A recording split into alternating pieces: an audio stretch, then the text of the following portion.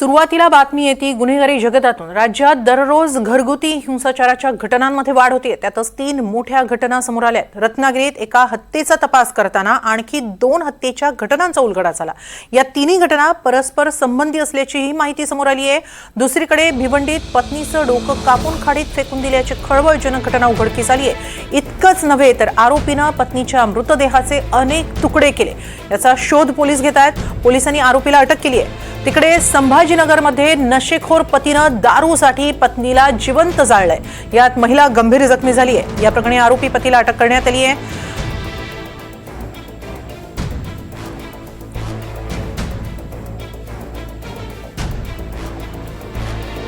या तिन्ही घटनांबाबत अधिक माहिती घेणारच आहोत।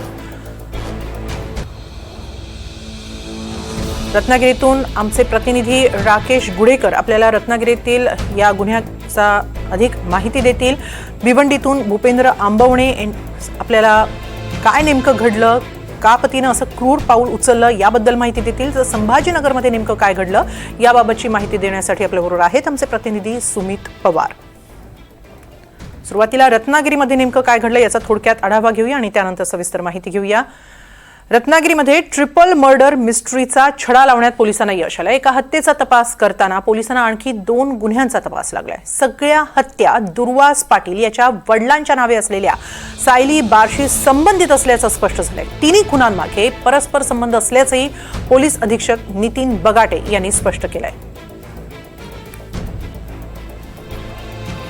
मी त्याला विचारलं, तू होतास काय त्याच्यात? तर नाही, मी बाहेर होतो।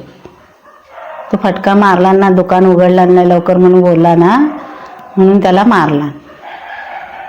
आतमध्ये गेल्यावर तो फटका मारला आणि तो तिथंच जीव गेला। मग आता तू कुठं आहेस? तर मी आहे म्हणायला, इथंच दुकानातच आहे। आणि म्हणतो असा बाकड्यावर त्याला ठेवला नाही 12 वाजेपर्यंत आणि मग त्याला घरी नेऊन सोडला नाही त्याच्या पाठीमागं। मग तू होतास काय? तर होतो म्हणायला। तो रिक्षावाल्याचं नाव नाही माझ्या लक्षात।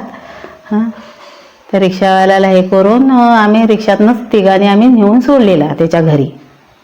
रत्नागिरी शहर पोलीस स्टेशन येथे मिसिंग 21/8/2025 रोजी भक्ती मयेकर नावाची तरुणी 26 वर्षीय तरुणी ही मिसिंग होती अशी तक्रार तिच्या भावाने दिलेली होती।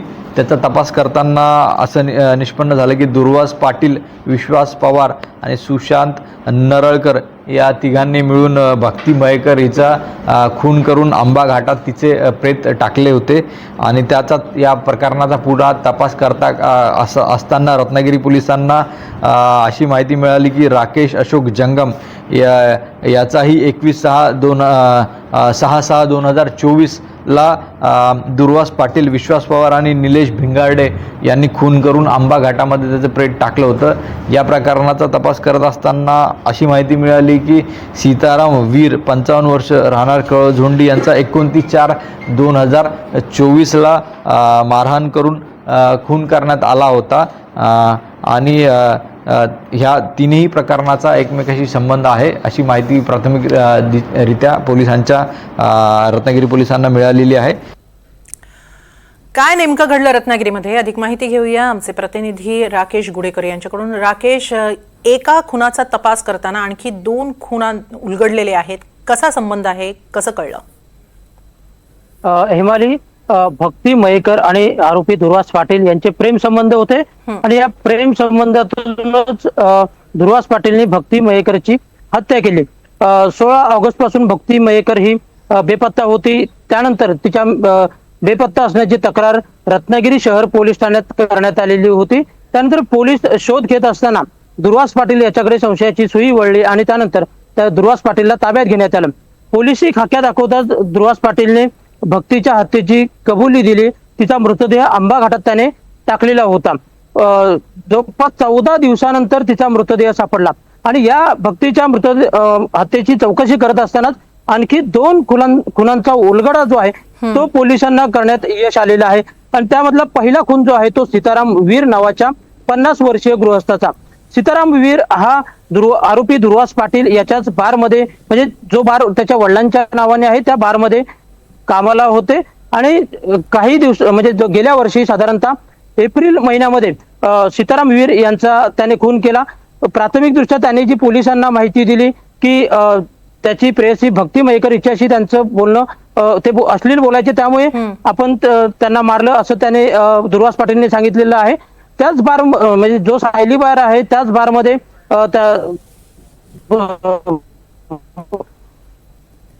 त्याने मारहाण केली आणि त्याच्या खुनातील जो साक्षीदार होता राकेश जंगम हा देखील त्या ठिकाणी तिथे उपस्थित होता सीताराम वीर यांना मारहाण करते वेळी. आणि या राकेश जंगमने दुर्वास पाटीलला देखील वारंवार सांगितलं की मी याबाबतची माहिती पोलिसांना देईन, आणि त्यामुळेच दुर्वास पाटीलने राकेश जंगम याचा देखील काटा काढला. जून महिन्यामध्ये म्हणजे जून 2024 मध्ये राकेश जंगमला दुर्वास पाटील हा कोल्हापूरच्या दिशेने घेऊन गेला आणि त्याच वेळी त्याने त्याचा मृतदेह हा तिकडे आंबा घाटामध्ये फेकून दिला. आणि याचा मृतदेह काही अद्याप सापडलेला नाहीये. मात्र त्याच्या जी बेपत्ता असण्याची तक्रार जी आहे ती त्याच्या आईने जयगड पोलीस ठाण्यात दिलेली होती. पोलिसांना देखील वारंवार या संदर्भात सांगितलं होतं. मात्र त्या तपासावर काही निष्पन्न म्हणजे पोलीस का त्या बेपत्ता असण्यामागे पुढे का पोहोचू शकले नाहीत हा देखील एक महत्वाचा प्रश्न आहे. आणि त्यामुळे पोलिसांवर जयगड पोलिसांवर राकेश जंगमच्या आईने देखील काही आरोप केलेले आहेत. आणि त्यामुळे देखील आता पोलीस अधीक्षकांनी देखील याबाबत सांगितलेलं आहे की जर कोणी दोषी असतील तर त्यांना सोडलं जाणार नाही, कारवाई केली जाईल. त्यामुळे एकूणच जर आपण पाहायला गेलं तर पहिले 2 खून आणि त्यानंतर भक्ती मयेकर म्हणजे प्रेयसीचा खून असे 3 खून एकाच दुर्वास पाटीलने केलेले आहेत आणि त्याला अन्य तिघांनी साथ दिलेल्या अशा 4घांना सध्या पोलिसांनी अटक केलेली आहे आणि सध्या ते पोलीस कोठडीमध्ये आहेत. मात्र ऐन गणेश टायमामध्येच हे प्रकरण सर्व जे आहे ते उजेडात आलं. राकेश, तुमचा आवाज नीट येत नाही, मात्र असेच संपर्कात राहा. भिवंडीमध्ये नेमकं काय घडलं ते आता आपण पाहणार आहोत. एखाद्या मर्डर मिस्ट्री चित्रपटालाही लाजवेल असा हत्येचा प्रकार भिवंडीमध्ये घडला. चारित्र्याच्या संशयावरून पतीनं पत्नीची हत्या केली. भिवंडीच्या खाडीलगत ईदगाह झोपडपट्टी जवळची ही घटना आहे. पतीनं पत्नीचा शिरच्छेद करत तिची हत्या केली. तिच्या शरीराचे 2 तुकडे केले. खाडीत भरतीचं पाणी वाढलं तेव्हा त्यानं ते 2 तुकडे फेकून पुरावा नष्ट करण्याचा प्रयत्न केला होता. मात्र पोलिसांनी मोठ्या शिताफीनं या घटनेचा शोध लावला. या प्रकरणी आरोपीला 11 सप्टेंबरपर्यंत पोलीस कोठडी सुनावण्यात आलेली आहे.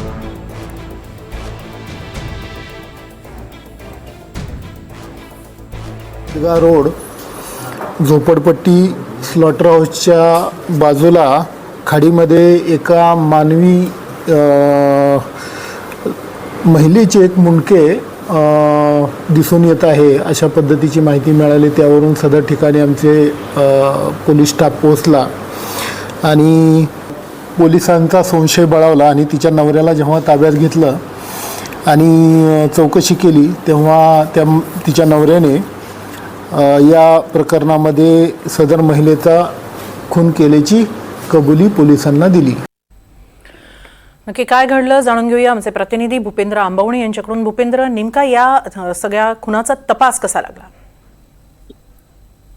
तीच अवस्था रोजी सकाळी ईदगाह रोड झोपडपट्टीमधील कत्तलखान्याजवळील खाडीमध्ये महिलेचे कापलेले शीर आढळले. त्यामुळे संपूर्ण परिसरामध्ये खळबळ उडाली. मृताचे वय अंदाजे 25 ते 30 वर्ष सांगण्यात आलं होतं. माहिती मिळताच भोईवाडा पोलिसांनी घटनास्थळी पोहोचून तपास सुरू केला. शीर शवविच्छेदनासाठी उपजिल्हा रुग्णालयात पाठवण्यात आले. पोलीस तपास व खुलासा दरम्यान माहितीची ओळख परवीन मुस्कान मोहम्मद अन्सारी अशी झाली. पीडितेची ओळख तिच्या आईने संशय घेतल्यामुळे त्या संशयाच्या आधारावर पोलिसांनी तिच्या पती मोहम्मद ताहा उर्फ सोनू इम्तियाज अन्सारी याला ताब्यात घेतले. चौकशी दरम्यान आरोपीने पत्नीचा गळा चिरून खून केल्याची आणि तिचे तुकडे केल्यानंतर मृतदेह नाल्यात फेकून दिल्याची कबुली दिलेली आहे. भोईवाडा पोलिसांनी आरोपीला पतीला अटक करून न्यायालयात हजर केले. न्यायालयाने आरोपीला 11 सप्टेंबर पर्यंत कोठडी सुनावलेली आहे. फॉरेन्सिक टीम आणि श्वान पथकच्या मदतीने महिलेच्या मृतदेहाचे उरलेले असेच संपर्कात राहा. ही सगळी घटना कळलेली आहे. यानंतर छत्रपती संभाजीनगरमध्ये नेमकं काय घडलं हे पाहणार आहोत. संभाजीनगरमध्ये देखील अशीच एक घरगुती हिंसा समोर आलेली आहे. छत्रपती संभाजीनगरमध्ये नशेखोर पतीच्या क्रूर कृत्याची शहरात सलग 3री घटना घडली आहे. नशेसाठी पैसे देत नसल्याच्या कारणावरून पतीनं पत्नीला पेटवून दिलं. या घटनेत महिला गंभीर जखमी झाली आहे. संभाजीनगर शहरातील आंबेडकर नगरमधली घटना आहे. जखमी पत्नीच्या जबाबावरून आरोपी पती सर्वर शहा मुसा शहा याच्यावर गुन्हा दाखल करत त्याला अटक करण्यात आलेली आहे. याबाबत अधिक माहिती घेऊया संभाजीनगरमधून आमचे प्रतिनिधी सुमित पवार यांच्याकडून. सुमित, काय अधिक माहिती या सगळ्यात? नक्कीच.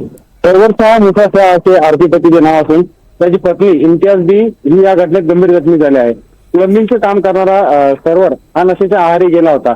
त्यातून तो सातत्याने पत्नीला मारहाण करत होता. काल दुपारी इम्तियाज बी कामानिमित्त बाहेर गेल्या आणि सायंकाळीच्या घरी परतल्या त्यावेळी पती हा घरात झोपलेला होता. ती पत्नी आल्याचे बघूनच पतीने उठून तिला दारूसाठी पैसे मागायचा तगादा लावला. पत्नीने त्याला पैसे देण्यास स्पष्ट नकार दिला. यावेळी त्याने मोठ्या मोठ्याने शिवगाळ करून तिला मारहाण करायला सुरुवात केली. पत्नीने स्वतःचा बचाव करण्याचा प्रयत्न केला, मात्र तेवढ्यात त्यांनी प्लंबिंगचे कामासाठी घरात ठेवलेले सुलोचनचा डबा घेतला आणि तो पत्नीच्या अंगावर ओतून तिला धमकी दिली की मी तुझे खतम कर दूंगा अशी धमकी देत त्या पत्नीच्या अंगावर तो सुलोचनचा डबा ओतला आणि आग लावली. मात्र महिलेने तात्काळ आरडाओरडा सुरू केला असता शेजारचे त्या ठिकाणी दाखल झाले आणि तात्काळच्या महिलेची आग विझवून तिला संभाजीनगरच्या घाटी रुग्णालयात दाखल केले. सध्या तिच्यावर संभाजीनगरच्या घाटी रुग्णालयात उपचार सुरू असून तिची प्रकृती गंभीर असल्याचे डॉक्टरांनी सांगितले. मात्र नशेच्या आहारी गेलेले पती कुठल्या स्तराला जाऊ शकतात, ते स्वतःच्या पत्नीला देखील पेटवण्यापर्यंत त्याची मदत जाऊ शकते, हे या घटनेतून समोर आलेलं आहे. नक्कीच अत्यंत धक्कादायक असा हा प्रकार आहे. धन्यवाद सुमित, आपण दिलेल्या या सविस्तर माहितीबद्दल. तसंच रत्नागिरीतून राकेश गुडेकर आणि भिवंडीमधून भूपेंद्र आंबवणे, तुम्हा दोघांनाही खूप खूप धन्यवाद.